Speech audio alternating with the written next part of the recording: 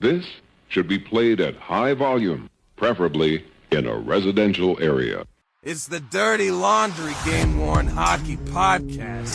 We're old school, right? We wash our own dirty laundry.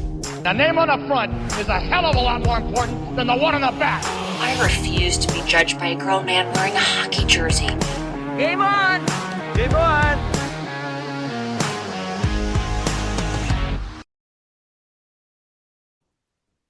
We are back with another episode of the Dirty Laundry Game-Worn Hockey Podcast, episode 59. Myself, DocNoyes, Wade Hampton, and Paul Rank with us.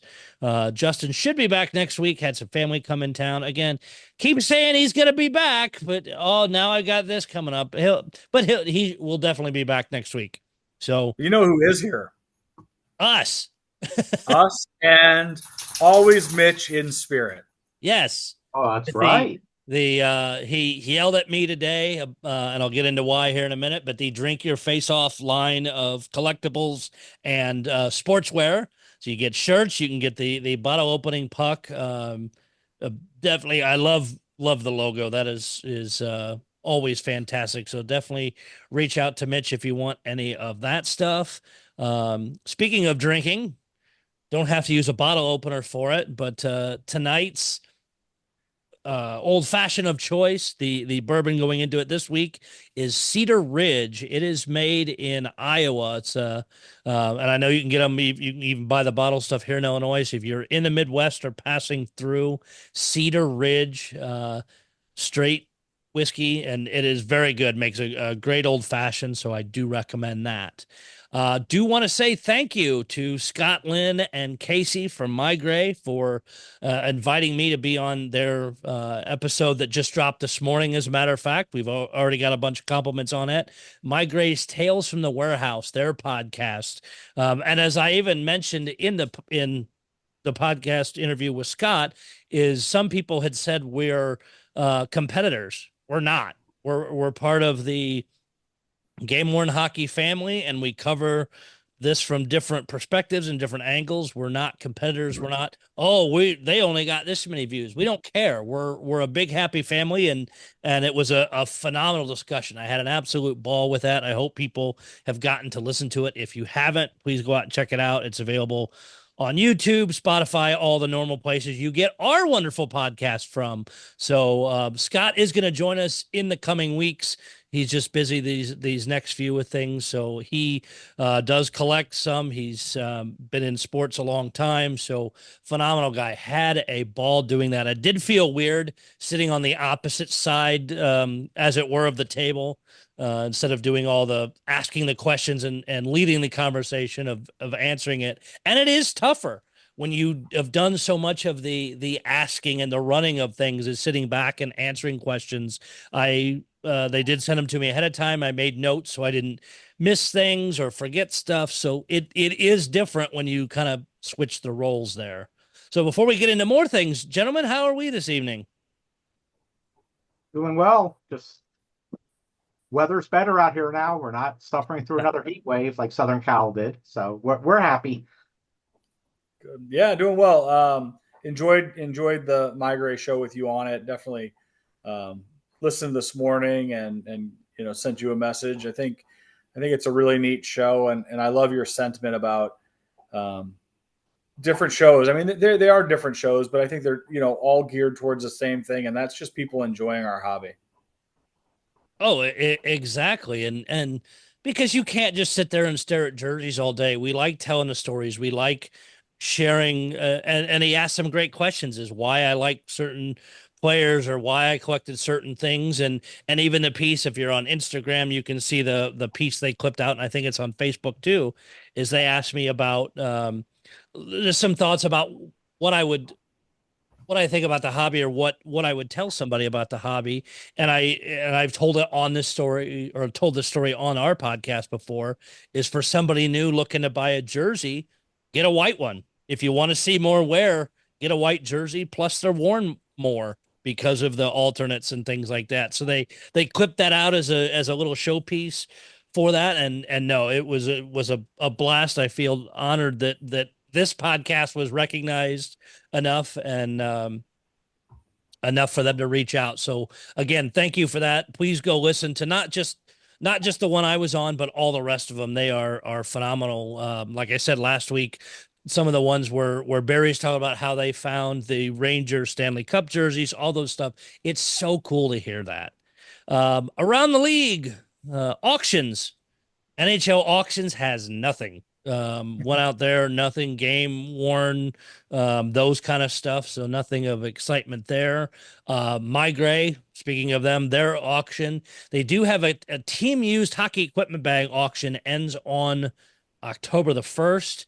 They have a mix of stuff. They have James Van Riemsdyk's Toronto Maple Leafs bag. They have a Philadelphia Flyers compartment equipment bag. It's what the equipment guys use to put different things in. But when I was looking at the picture of that one, it made me laugh because when you go and zoom in on what the bag carries, it's the compression gear, the tops, the bottoms, the cups, player cups, and those guys. It was just funny to laugh to see those little signs on it. So kind of a different one there. Other ones important. You got a Phoenix Coyotes for anybody that likes the Yotes. They do end in 19 days and 10 hours. They all start at $100. There's not many bids out there. There's Oilers in there. Got a Kings, even a Halifax Mooseheads, a 2019 Flyers Global Series. Couple Jersey Devils in there, really old Dallas Stars, the old vinyl type one, and even a couple international ones in there. Hockey bags cost more than that to buy if you're just going to carry your gear in to play one. So you might catch a deal if you want one of these teams on there. So definitely check that one out. Also do have classic auctions. Don't forget that is running. That currently ends in 12 days and 10 minutes. So still have one more show. If we do one next week before this stuff ends, we may, I know we'll talk about pricing once it closes. There's a good mix of things out there. So if you're looking at that, make sure you check those out. That is all I really had as far as auctions. I don't know if you guys have seen any, you know what, actually, I meant to email myself so I didn't forget, but I did see a equipment sale somebody had posted, and Paul, if you remember what that was, because I thought I saw it in the main group. Trying to figure out. I know North Dakota is having one, UND. That's coming up in like 2-3 weeks. Yeah, was it that one? I swear there was another pro one, but I was a little surprised. Yeah, Columbus Blue Jackets equipment sale. Next Sunday, September 15th. So actually be this weekend. That was shared in the Columbus group. Doesn't have any times or stuff. It's like somebody caught it on the door of their shop. So if somebody has any more info, want to send it to me, I will put it in after the fact. If you listen to the pod. So Classic is 2 weeks out. Yeah. Like 12 days. They're moving right along, and like I said, there's one I'm keeping an eye on, a minor league one just from a guy that played here, so nothing big there. I will add that Sharks Pro Shops will have another auction for the training camp jerseys. This time 4 jerseys rather than 5. The last set, all of them went for under $250. So between $200 and $250, the set of 5 that we talked about last week. This is a set of 4. 2 of them are the black jerseys, which are worn occasionally in practice, for whatever reason. And then 2 white jerseys that were actually worn in the teal white game this time. So I'm sorry, the prospect game where they wear teal and white of these jerseys. I'm pretty sure the white one of Miss Key, number 89, was worn there. And then Shailin Walianis, which I'm butchering the name, number 65, his was worn, the white one there. So it'll be interesting to see what those go for this time. That's on Sharks Pro Shop. And you're seeing a lot of teams do that, and we'll get into here. You mentioned practice jerseys. We'll get into those here in a minute because a lot more teams have put them out. And I have to laugh about one of the teams and what was said about the overall piece. But we do also have the PWHL, which I want to make sure we keep giving love to because I really hope they do well. And I know the first year was good. And when they announced last year who the teams were, what cities they were, The jerseys were generic. It just had the city logo on it, and we'd hoped for better. Well, the better's out. So it is. I'll put the logos up here first, and we can go through them really quick and kind of get your guys' thoughts on it. So there is the. You can see all the logos there. It is the Boston Fleet, the Minnesota Frost, the Montreal Victory, I think is how you pronounce that. It is French. The New York Sirens, the Ottawa Charge, the Toronto Scepters. I like those logos. I think those are sharp. I can't wait to see them on a jersey. Do you guys, Wade, what do you think? Start with you. I liked the names. I like the logos. As always, the crest is one thing. I think how they put it on a jersey and the coloring and the patterns of the jerseys will really tell the story. But I mean, I think they're off to a great start. I think this is a great conversation. I know Justin is a big fan and has a lot of interest in this stuff. So can't wait to hear his input on them when he cuts back on the show. For me, I've always been impressed with the women's league jerseys and the quality of them and, the intricacy of a lot of the logos. So definitely cool to support, and we'll be interested to see what the on ice stuff looks like. Paul. Yeah, no, I'm going to reserve judgment till I see them on a jersey. I haven't seen much of this earlier. I'll be honest, I haven't had a chance to look into it. To me, the Sirens one is that 3D effect looks, I don't know what the right word is. So I could say something negative about that, that aspect of it. And that might not look great, huge. But the other ones all seem pretty cool and nice. It's like I said, can't wait to see them on a jersey. And these are the main logos, right? They probably have secondary logos, I'm assuming. This is the main piece. I will say, and you mentioned the Sirens, I kind of like it because the NY in the background too. I can't even see the NY in the background. I see it there, but because of how it's covered up by the Sirens, I had no idea that was an NY till you mentioned it. To me, it looked like an VVMC or reverse C. I don't know. And again, once the jerseys come out, we'll make sure we cover that as well. I do like the Boston Fleet one also with the fishhook style B. That's a really nice touch, and that anchor basically turn it upright, and it's a boat anchor also. Yeah, when I went to the page, when you go to their homepage, they actually have a thing where it also has the wording of each team, and I like the way those look too. I mean, it definitely has a good feel to it, and I kind of started looking at some of the shop stuff, and it looks neat. I mean, definitely going to be a fun thing to see how the jerseys develop. Boston's saying for their team is anchors up. Yeah, that's pretty cool. I like that.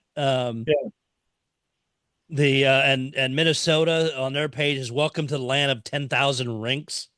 The marketing is being done very well, and I know they had a good draw for their first year. I really hope it continues. Again, they could do so much with these jerseys. I really hope they do it.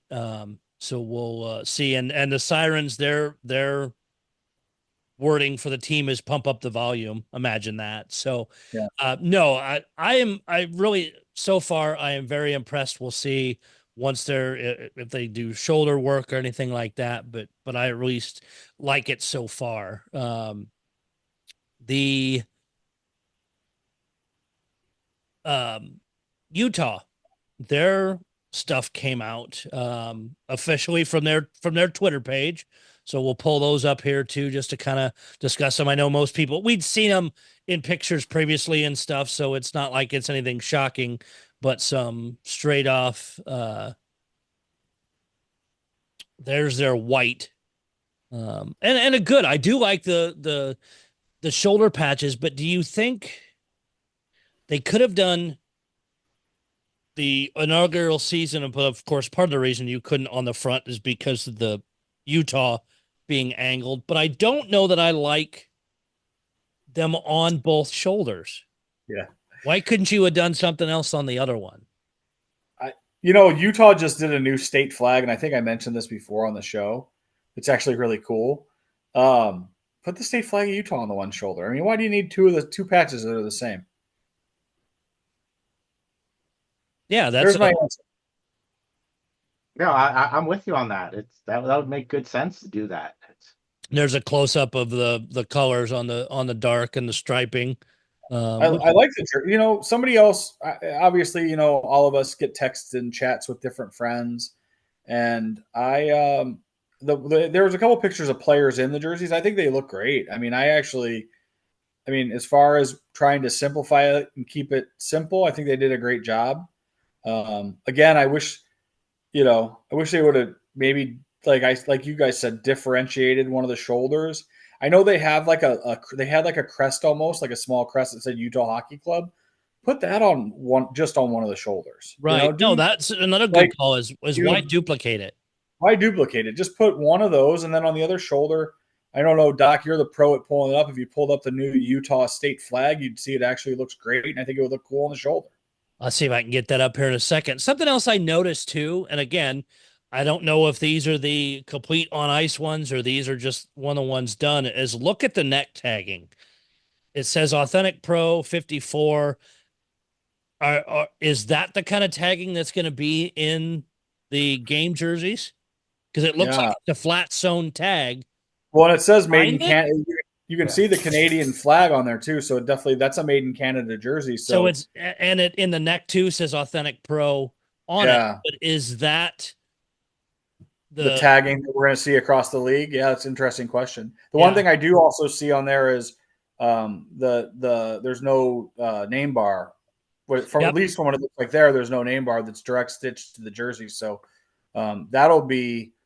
I think there's a couple. I'd have to do some looking, but I mean, most teams use a name bar, so that will be interesting to see if that holds up for the season as well. Yeah, and again, these may be demo ones. It's not clear. I've got these from. I just say Utah 24 on the back or something. Yeah. Who knows what's in the back? But that's it's an interesting tag setup, and I know all kinds of shirts and other things have gone tagless.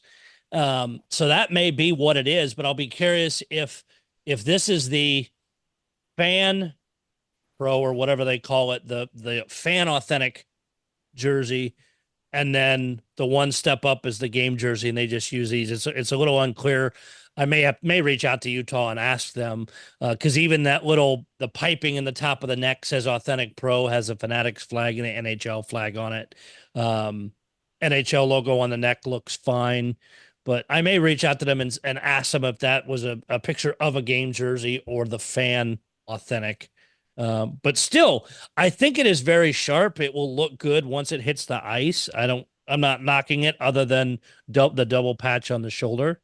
And I know they will be extremely popular because we already know they're a 1 season jersey and a 1-year design. So they will go insane pricing no matter who the player is. Maybe it's an optical effect, but it looks like they're tapered down at the bottom, that the width gets less and less.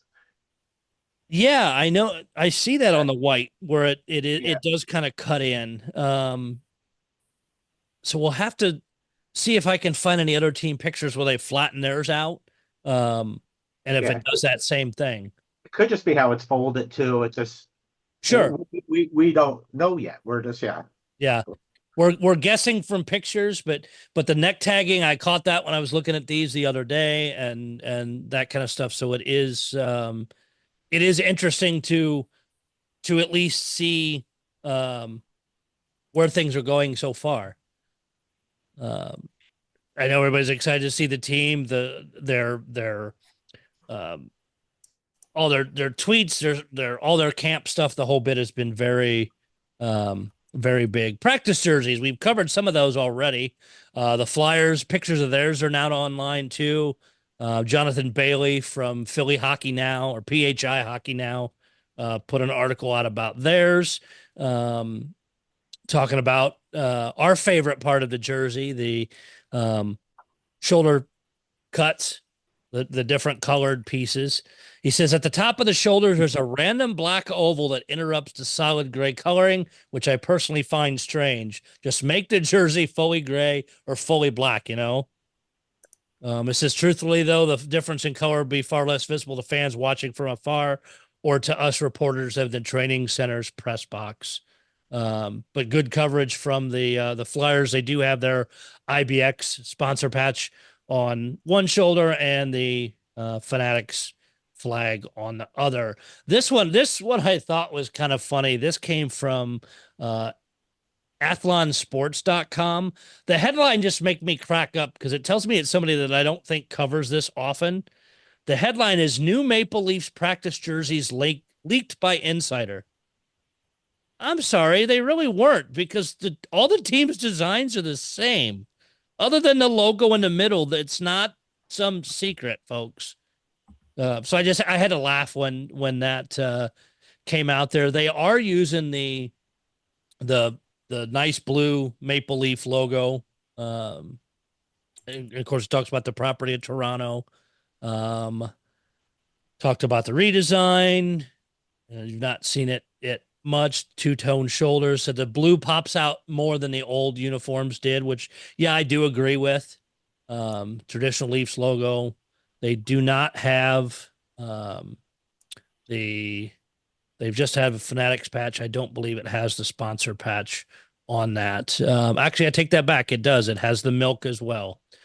So that's spread out across the board there. And then this just broke the other day. Of course, most people have heard about it now, but when I was recording the Meigray one on Monday, it had just come out before we started recording. Washington Capitals' new sponsor on the front of their jerseys is TikTok, which is a little bit funny because Washington's trying to screw with TikTok and that, as we know, not bringing politics into it, but just ironic that that's the city that will have them on there. Monumental Sports Entertainment did announce the sponsorship, did a multi-year deal. So, again, money not disclosed. I don't think any teams have disclosed what that is, but just the Capitals have 378,000 TikTok followers, and they use a lot with Ovechkin and other stuff. And I mean, I swear to God, I'm probably one of the few people, or all three of us, I'm not sure, that do not have TikTok, don't have an account, don't have it on my phone. It's just another social media platform I've got to manage from all my other stuff, and I just don't need another one. I'm not knocking it, but I don't have time for it. My kids love it. I know a lot of people that do. I just don't. I don't have an account either. I don't think Wade does. So I do. I'm 12. You do? Oh, okay. Someday you can teach us, Wade. So. Yeah. No, I do dance. I do dance videos and that kind of stuff. I'm really into that. Cool. You know what? And people do well on stuff, and a lot of people become famous just from what they started on TikTok. Good for them. I mean, I'm not knocking it because all the different social media. I just don't have time for any more. Yeah. I think I have it. It's entertaining, but I figure that everybody from all the other countries already has all my information, so I might as well give them a little. Right. What's one more? I do need to before the next couple shows or upcoming one, I do need to go look to the NHL and see how many teams are now left that do not have a jersey sponsor. Yeah, that's interesting. Can't be that many, because I think the teams that were resistant at first are realizing how much money they're leaving on the table by not having it. Yeah, it's an interesting question, and you guys talked about it on the Meigray show, and I mean, it's hard pressed at this point. Like the helmets people gave in, the jerseys. I do remember, like you said, when everybody was like, "I'll never buy a jersey again." They're gonna, those same people have vanished into the. They're still collecting and buying jerseys. Right. Stop your complaining. You're lying. Hey, it's another thing that can collect sticker puck marks that you might be able to match the photo with now. Yeah. Look, I mean, at the end of the day, I mean, as long as they're done tastefully, I don't mind. The only ones that bother me are the ones that aren't in the team colors. I almost feel like whatever it is, like the Blues helmet, with the Enterprise thing, Rent-A-Car thing. I'd like to see that, just make it Blues colors. Like, to me, that's like the solution, Or depending on, patches, yeah. Or on some, I think of like the Wild is just a square patch for whatever they're doing. The teams actually went and I don't know what the actual technical term is, but they basically cut around the letters so it's more fits in with the jersey. It doesn't stick, and I think it looks better. Slapping a square patch. Florida has that LaCroix whatever, and it like kind of like loops around the thing. Montreal has, I think it's one of the banks, Canadian banks, and theirs is square, but that's their logo. I just think I haven't seen one where I'm just like, oh my God, but that's the nature of these as a business now. That was until Detroit's jerseys came out. But the garbage was pretty They good. were garbage. Sorry, that's my team, man. It's like, that was, that's one of those ones. I was actually thinking about it today after listening to Doc earlier. And it's like, I do think about certain cities that have like these, crazy whatever. And to think that Detroit, that like, one of the automakers didn't jump all over that, to me is incredible. Like even in St. Louis, I was thinking, and maybe because they're so tied to the Cardinals, the fact that like Anheuser-Busch or, somebody like that didn't just jump all over that opportunity to represent their city, to me is like, who's working in those people's like media and or like social media departments or their marketing? Because like you want to think like, okay, this is our hometown team. Let's jump on this, this opportunity.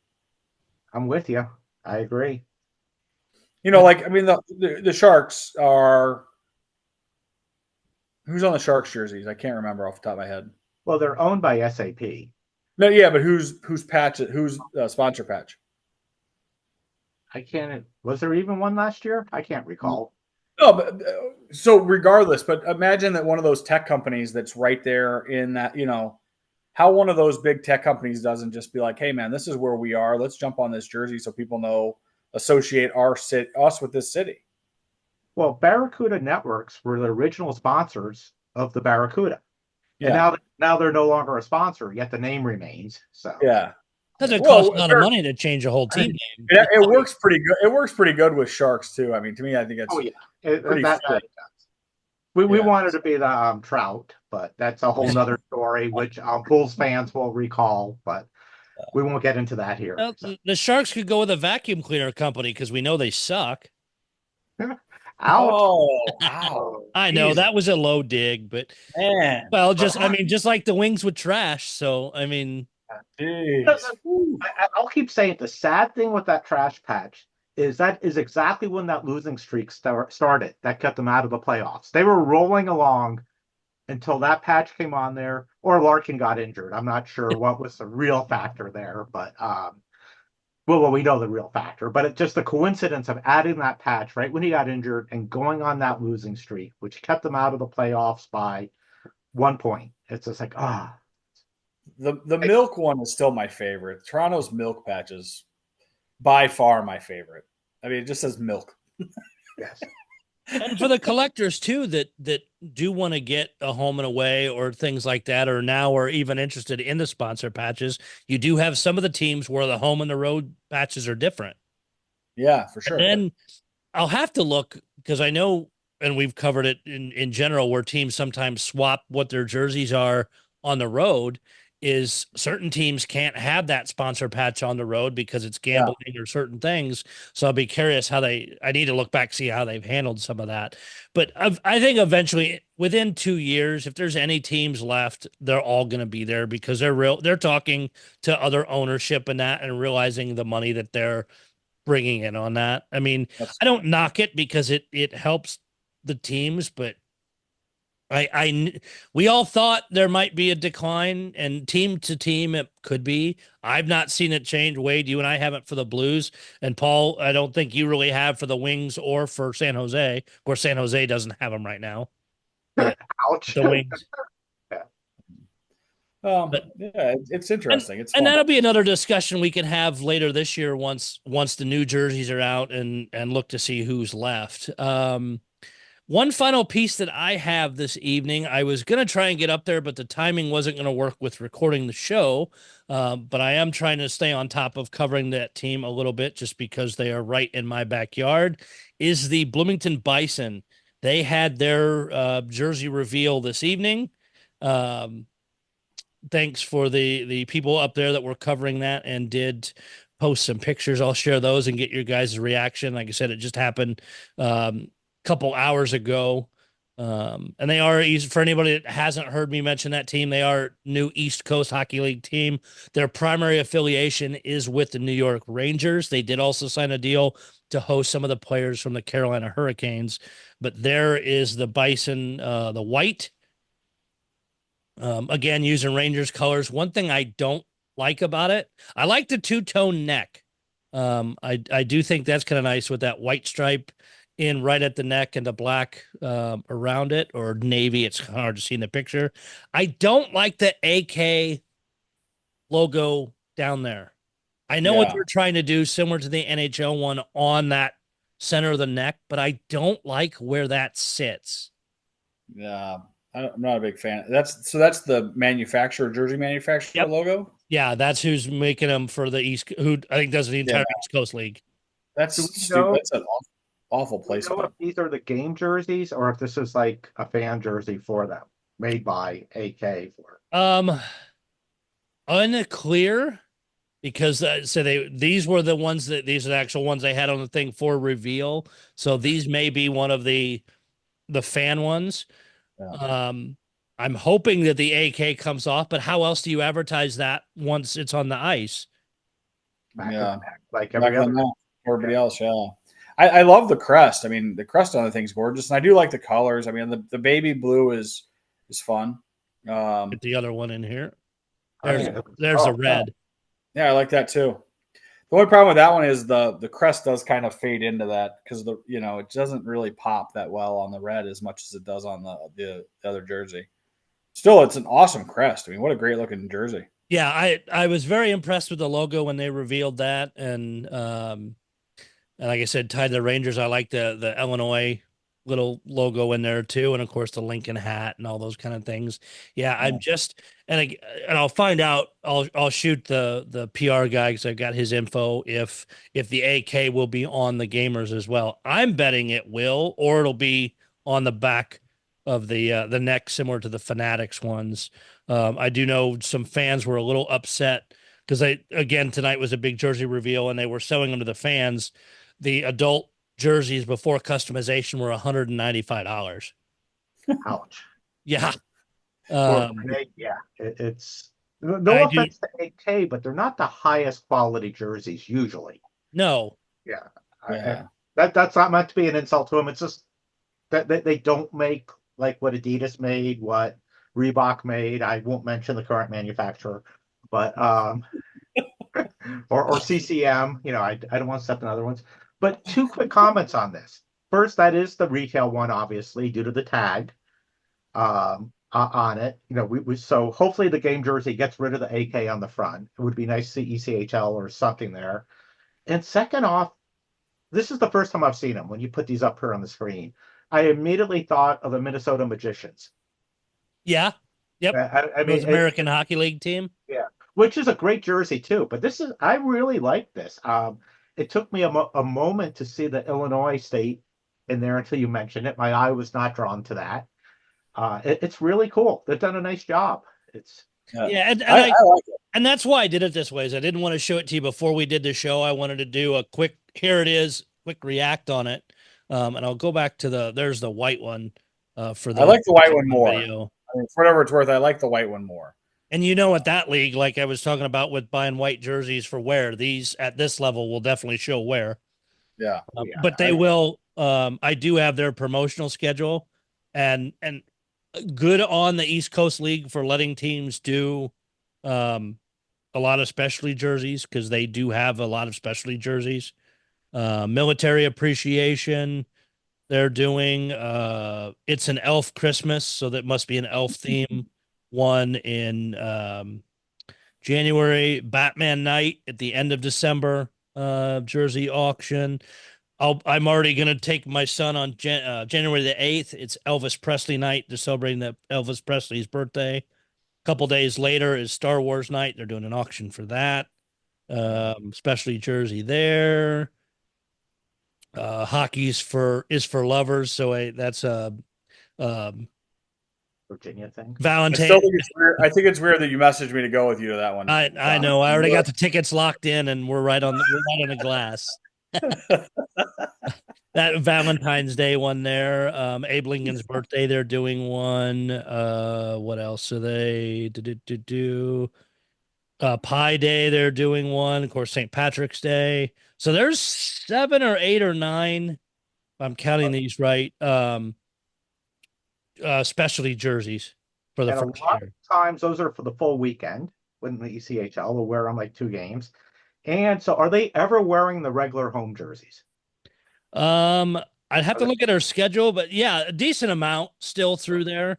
And then which is nice, they put them on there. On April the 5th, they already have it scheduled. The Bison team jersey auction will be that night. Nice. Wraps up their weekend, final weekend of the season. I do definitely want one of these. I don't know if I'll be able to get one first year. I do like the logo.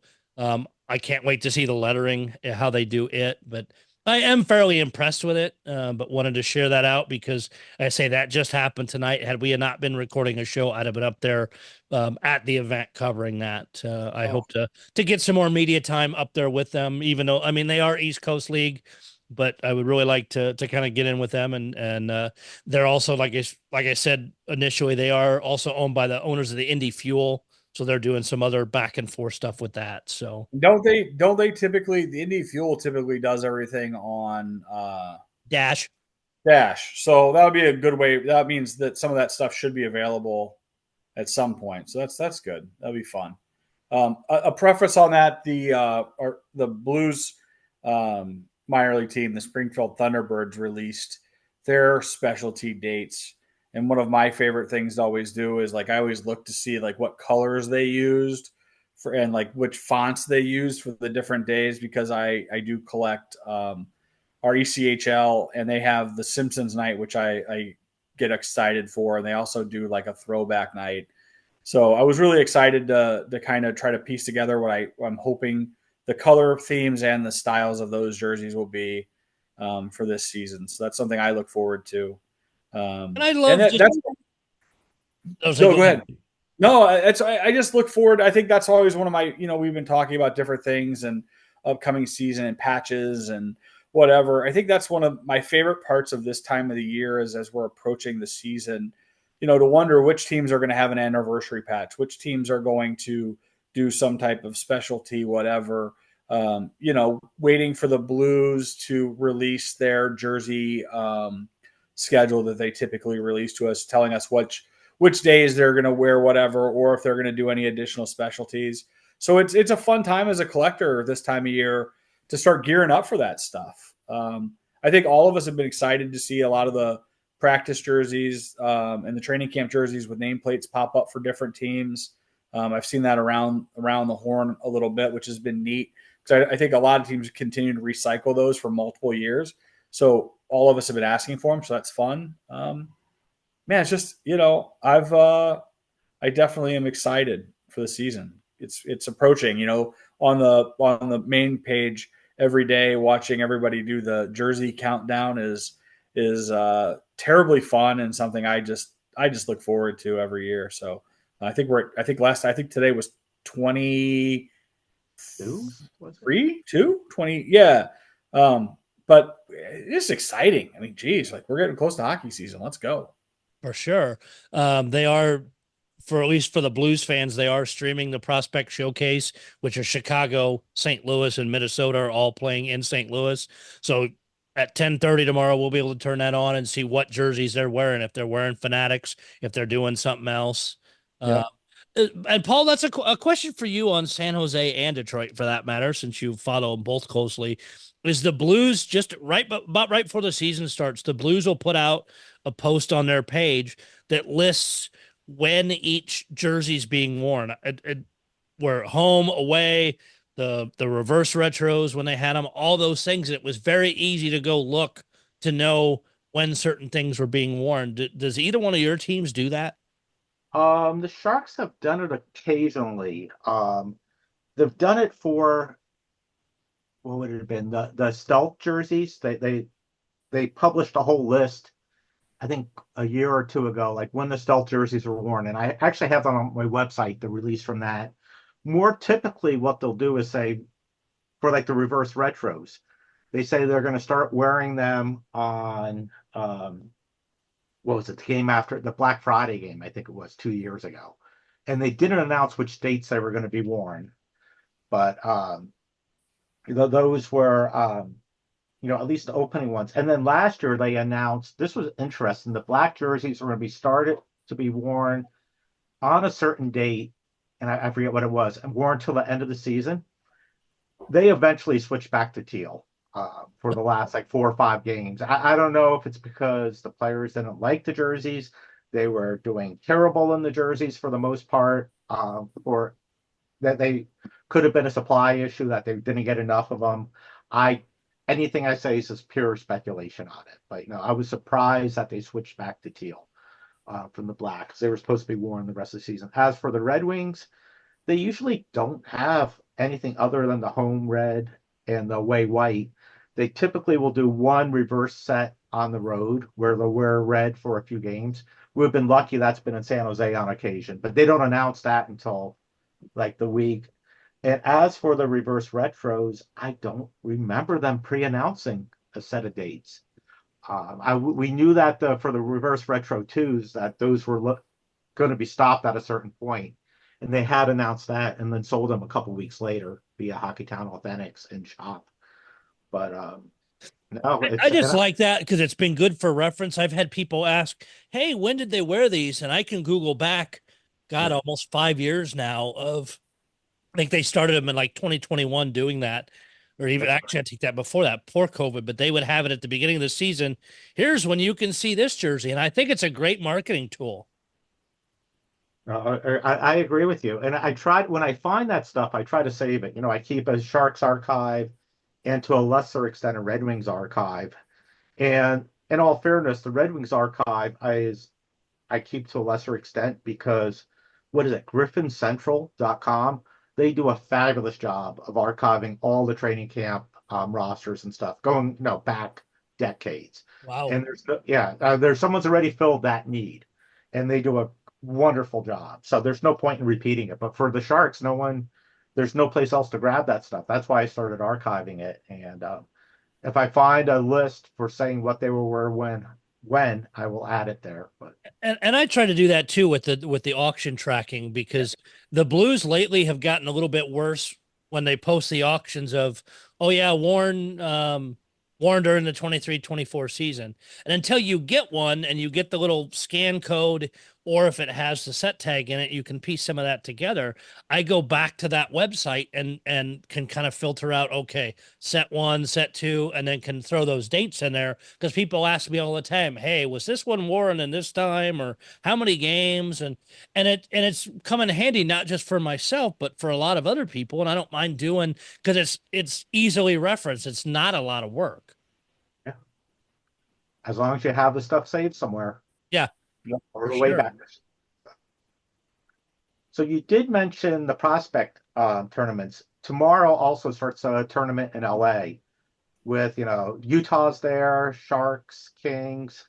I can't remember who else. I think Colorado might be there. I'm not certain. I have to check. But all those games, the Kings are streaming all the games live. So we will get to see a number of other teams' jerseys also. And I'm pretty sure Vancouver has one that starts tomorrow too. And I'm not sure when Traverse City starts up in Detroit land.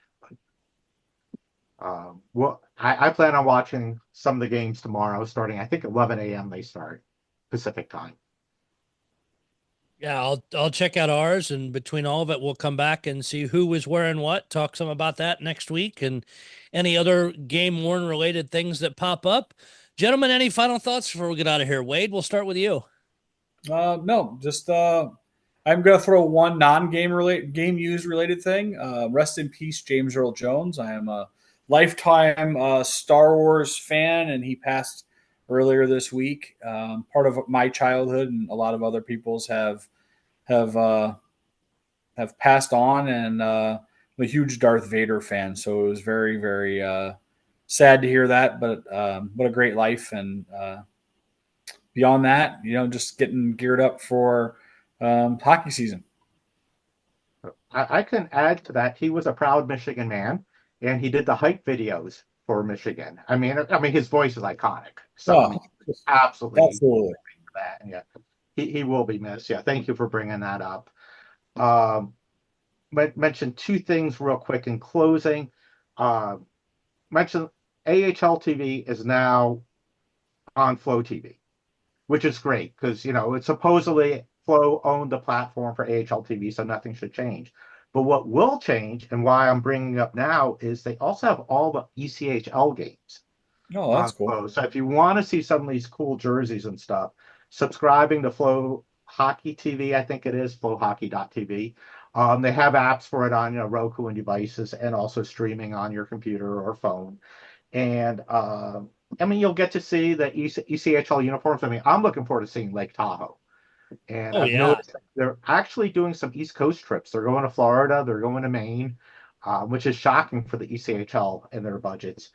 So mention that. And the other thing is happy 39th birthday, Mr. Mitch. Did you say 89th or 39th? I didn't hear 39th. 39th. Okay. Yeah, we repeat this every couple of years. So he was born in 1939, or he's 39. Yes. We know he doesn't hear well, so we want to really yell it loud into the microphone. I do want to touch on one last thing, and Wade, you brought it up with James Earl Jones. Is also Stephen Pete, former NHL player, passed away. Played with the Capitals, was injured in an accident a couple weeks ago, and actually passed away today. Very sad to lose any player or former player, especially at 44. I mean, I'm 46, for crying out loud. It's just wanted to make sure we mention that too. So please be careful. And I mean, we just went through an accident with two brothers last week with the Goudreaus, and hate keeping to have to mention these kind of stuff, but we do want to still touch on that and acknowledge that we didn't just blow past it. But with that, gentlemen, another fantastic show in the books. Again, thank you to Meigray for hosting me on their podcast. And again, I couldn't do it without Wade and without Paul, without Justin, all the other people that we've had on the show, the guests and others that have come on. We have a good thing here. We enjoy doing it. We have a ball. We talk, I think, twice as long almost before we record the show and after than sometimes even when we record it. So trust me, we have so much fun with this. I can't wait to keep going into the season with this. But give us a like, a follow, comment on shows, things like that. Send us messages if you'd like to come on or things you want us to see. Also, go listen to Tales from the Warehouse, Meigray's podcast. Not just because I was just on it, but all of them. Like I said, every show is phenomenal. You get to hear, they've been having a lot of different collectors on. You hear their stories or Barry's stories and others. Please go check it out. But gentlemen, thank you, and we will see you back next week.